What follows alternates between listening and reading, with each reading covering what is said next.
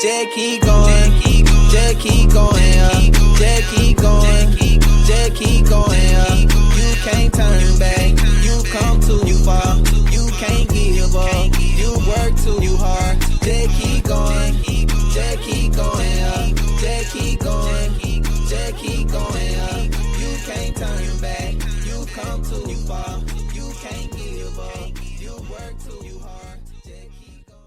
Welcome to another episode of Dissertation in 90 Days, where we transform the daunting task of dissertation writing into something absolutely doable. I'm thrilled to have you here today as we tackle a skill that is pivotal not just to your literature review, but to the foundation of your entire research project. Today, we're zeroing in on how to effectively synthesize sources. Now, you might wonder, what does synthesizing actually involve? It's not merely summarizing what each of your sources says. Rather, it's about weaving them together, understanding the relationships between them, and crafting a narrative that aligns with your research objectives. Think of it as creating a tapestry where each thread is a different source. Alone, each thread has its color and texture, but when woven together, they create a complete, coherent image. That's what synthesizing sources does for your literature review. It shows not only your grasp of the existing knowledge, but also how your research fits into or challenges this existing landscape. In today's session, we will break down the steps to master this essential skill. We'll look at how to identify themes, discern patterns, and most importantly, how to interpret these findings in a way that supports your thesis. The goal here is not just to inform, but to empower you. By the end of this podcast, you should feel equipped to handle your sources in a way that adds depth and perspective to your research. Why is this important, you might ask?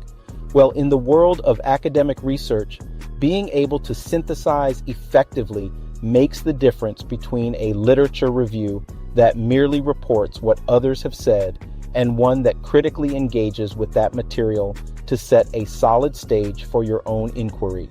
It's about making your voice heard in the chorus of academic discourse.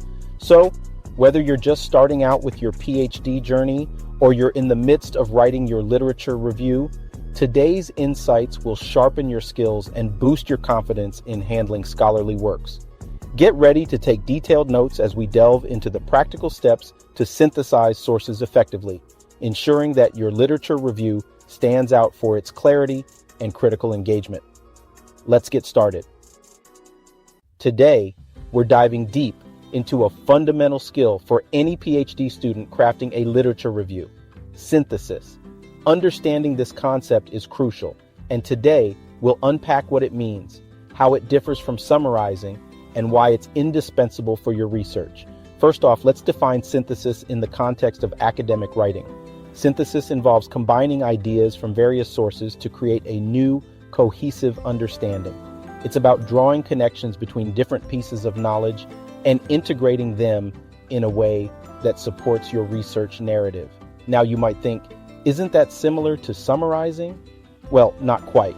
While summarizing is about recounting what each source says, often just paraphrasing the original material, synthesizing is reimagining. When you summarize, you're reporting. When you synthesize, you're creating. It's the difference between listing what your friends think about a movie and weaving their thoughts into a broader analysis of its themes and reception. So, why is synthesis critical for a robust literature review? Here's the thing. A literature review should do more than just list out what previous studies have found. It should link ideas together, showing how they relate to one another and to your own study.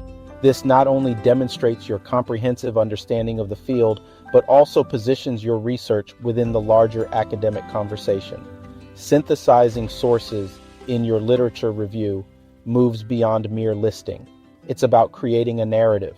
For example, if your research addresses conflict resolution within teams, you don't just want to summarize each theory on conflict resolution. Instead, you aim to link these theories to real-world applications, critique them based on recent data, and perhaps identify where they fall short in explaining current trends in team dynamics. This approach not only shows that you've read and understood the relevant literature, but also that you can critically engage with it and identify where your research can add new insights. Moreover, synthesis demonstrates your analytical capability. It shows that you can take disparate threads and weave them into a tapestry that is not only informative but also insightful. Think about it as constructing a bridge that connects isolated islands of thought. Your ability to create this bridge shows your depth of understanding and your skill in shaping a coherent narrative from various research studies. In essence, mastering synthesis in your literature review is about enhancing the sophistication of your academic work. It's about proving that you can think critically about complex ideas and articulate how they inform and support your research hypothesis. This is crucial as it sets the stage for your methodology and findings, paving the way for a dissertation that is not only well-researched, but also well-integrated into the existing body of knowledge. Remember, effective synthesis requires you to be both selective and analytical. It's not about including every source you come across, but about choosing the most relevant ones and discussing them in a way that forwards your thesis. Each source should serve a purpose, either supporting or challenging your arguments, and your job is to show how these pieces fit together to form a clearer picture of the academic landscape surrounding your topic. So, as you prepare to tackle your literature review, think of yourself as both a curator and a creator. You're curating knowledge from a range of sources and creatively merging these insights to craft a compelling, comprehensive view of your research topic. Stay tuned as we continue to explore practical steps to achieve this synthesis effectively, ensuring your literature review is as impactful as possible. Let's break down this process into a step-by-step guide to make it manageable and actionable. Step 1. Identify themes or patterns. Start by looking for common themes, trends, or conflicts across the literature. This might involve sifting through various studies and papers to see what common threads emerge. Are researchers consistently pointing out a certain gap? Is there a debate that keeps popping up? Identifying these patterns is the first step toward understanding the broader conversation in your field. Step 2. Group-related information. Once you've identified some key themes or debates, organize your sources around these categories. This helps you to see how different pieces of research interact with each other and to structure your review logically. For example, you might have one group of sources that discusses psychological strategies in conflict resolution and another that focuses on sociological factors. Step 3. Compare and contrast. Here's where you dig deeper. Look at how these sources relate to each other. Who agrees with whom? Who disagrees? And importantly, why? This step is crucial because it's not just about knowing what scholars say, but understanding their perspectives and the reasons behind their conclusions. This comparison not only highlights the diversity of thought in your field, but also sharpens your critical thinking skills. Step 4. Create linkages now. Build bridges between differing viewpoints or complementary perspectives. This means linking theories, findings, and discussions that may seem distinct, but are actually interconnected. For instance, if one study's findings about team dynamics under stress complement another's theory on leadership styles, point out this connection. This step demonstrates your ability to weave disparate threads into a coherent whole, showing both the breadth and depth of your understanding. Step 5. Develop a thesis. Finally, based on your synthesis, formulate a thesis that reflects an integrated view of your findings. This thesis should encapsulate how your review of the literature has led to a new understanding or approach to the topic. It's your central argument, informed by the synthesis of your sources, and it sets the stage for your own research. Think of your thesis as your unique contribution to the ongoing academic conversation. It doesn't just repeat what others have said, it offers a new perspective based on the collective insights of the sources you've synthesized. Synthesizing information is more than a mechanical task. It's a creative one that requires intuition, critical thinking, and insight. By following these steps, you're not just preparing to write a literature review, you're preparing to make a meaningful contribution to your field. Remember, your ability to synthesize effectively not only supports your arguments, but also demonstrates your scholarly maturity and capability to handle complex ideas. Let's dive right in and make sure your literature review stands out, not just for what it includes, but how well it integrates and presents that information. Common pitfall 1, merely summarizing each source. A frequent misstep is treating the literature review as a series of summaries, where each source stands alone.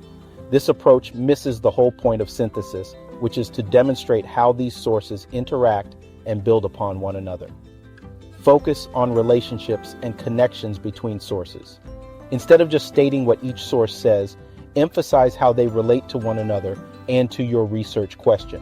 For instance, after summarizing a study, you might add, "This aligns with Smith's findings on X, enhancing the understanding of Y," or, "However, this contrasts with Lee's observations on Z, presenting a different perspective on the same issue." Common pitfall 2, overemphasis on one source. It's easy to lean heavily on a particularly comprehensive or compelling source. However, over-relying on one source can skew the balance of your review, giving undue weight to a single perspective. Ensure you maintain balance in how you represent sources. It's okay to have a few key studies that are central to your argument, but also include a range of views and findings.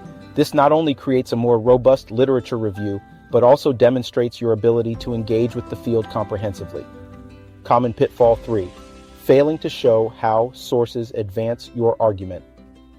Sometimes, in the effort to include relevant literature, students forget to make explicit how these sources support or challenge their thesis. This can leave the reader unsure of the role each source plays in the broader argument. Always tie your discussion back to your thesis. Each time you introduce a new source, take a moment to explain its relevance. You might say, "This study is crucial for understanding the scope of my research question," or "This theory helps explain the mechanism behind my central hypothesis." By doing this consistently, you ensure that your literature review directly contributes to setting up your research. Finally, once you've drafted your literature review, it's crucial to revise for coherence and flow. This ensures that all parts not only contribute to, but reinforce your thesis. Read through your draft with an eye for how each paragraph transitions to the next. Do the sections flow logically? Are there abrupt jumps or loosely connected parts? Use transitional phrases wisely to guide your reader through your narrative. Phrases like "building on this point" or "in a different vein" can help maintain flow and coherence. Additionally, ask yourself if every piece of information serves your thesis. If a section seems tangential or redundant, consider refining or removing it. This keeps your literature review focused and impactful.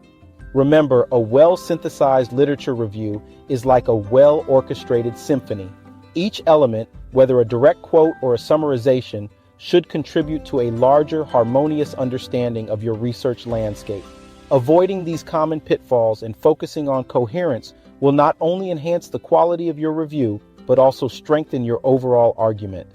Stay tuned for more tips on navigating your dissertation journey, ensuring each step not only brings clarity, but also closer to your academic goals.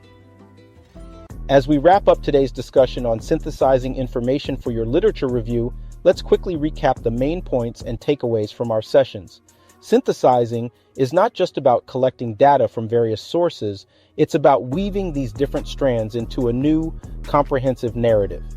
It's about seeing beyond the individual pieces of research and understanding how they connect to paint a broader picture of your research topic. This approach helps you build a literature review that does more than recount what others have said.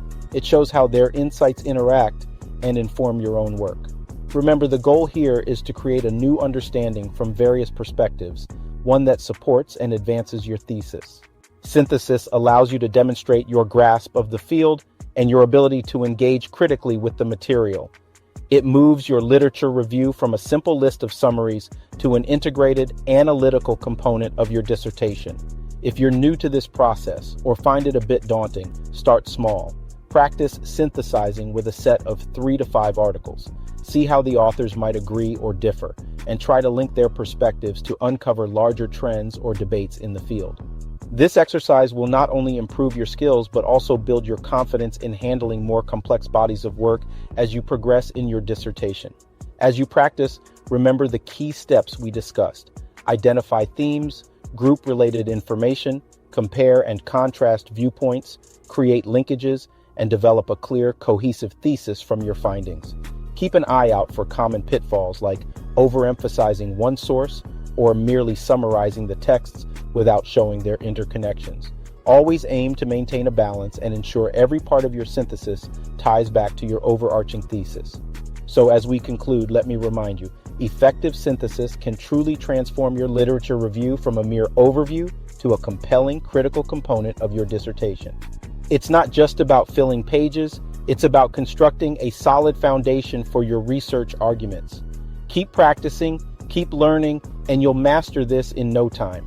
Thank you for tuning in to Dissertation in 90 Days. Keep pushing forward, stay curious, and continue to enrich your academic journey with thoughtful, well-synthesized research. Until next time, happy writing and